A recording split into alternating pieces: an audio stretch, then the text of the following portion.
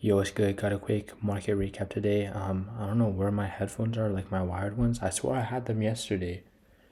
So it's kind of cooked on my part, but over the audio quality is not that bad, but it's gonna be a quick video anyway because I didn't take any trades. So I have a midterm on Saturday. I'm genuinely cooked, bro. Like I'm so like tired, but so this was the trade idea I had. This was like the main thing on GBP GPY, so I'll just go over it. For a while I was bullish going into market open, closing above this high.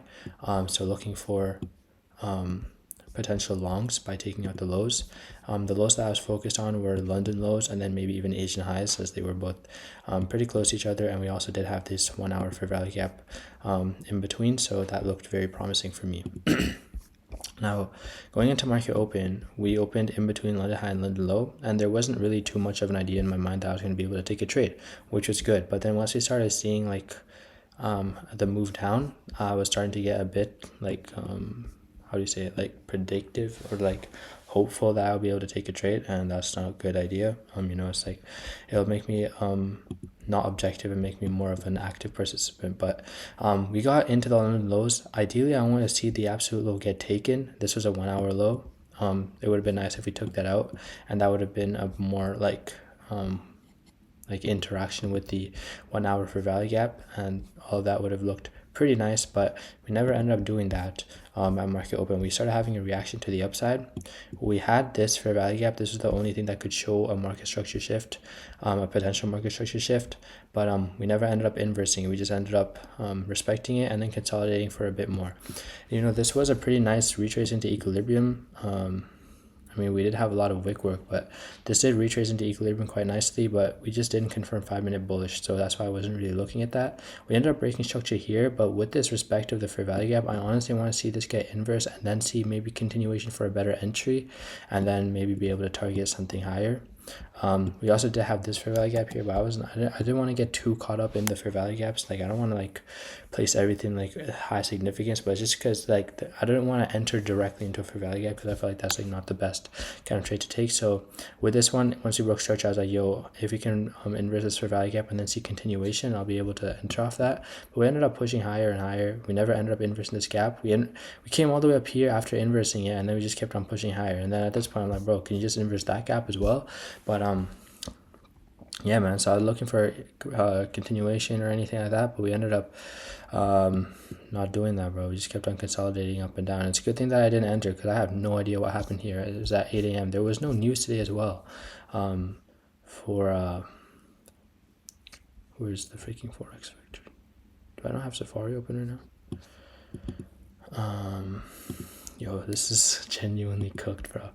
Tomorrow is CPI, so I'm probably not going to trade tomorrow, and I'm thinking of honestly sleeping in because I really need to sleep. And if I sleep for like 8 hours, 10 plus 8, if I wake up at 6:20, I'll probably wake up around 6-ish tomorrow, 6 or 7 p.m. Anyways, what was I trying to do? Forex Factory. There was no news. There was only existing home sales, and that was supposed to be orange folder, and look at what happened. Like I don't know if this was because of that, and this is GBP JPY as well, but we had this massive wick work.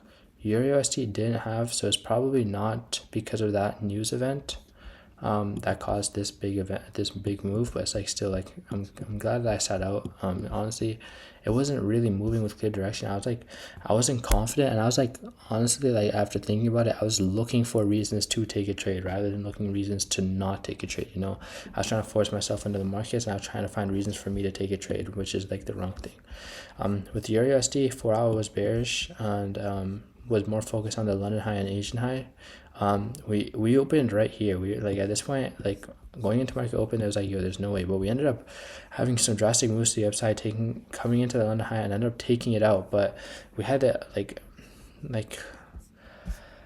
I don't know. It's just in my mind, I feel like this is not the best trade to take. Like even though we had an inverse fair value gap, it's like we had the London highs right above that we didn't take. So that's why I didn't enter off of it. I just felt like it was a bit sussy, And we also did have all these fair value gaps that we have to like kind of overcome as resistance.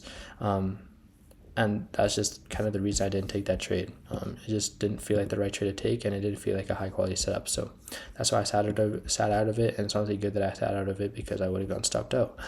GBPUSD, this was just a lost cause because 4 hours bearish and the Asian lows were taken along with the London lows right at NY Open, so I didn't really have any targets or no context for the trade to work out. So yeah, that's pretty much all for today.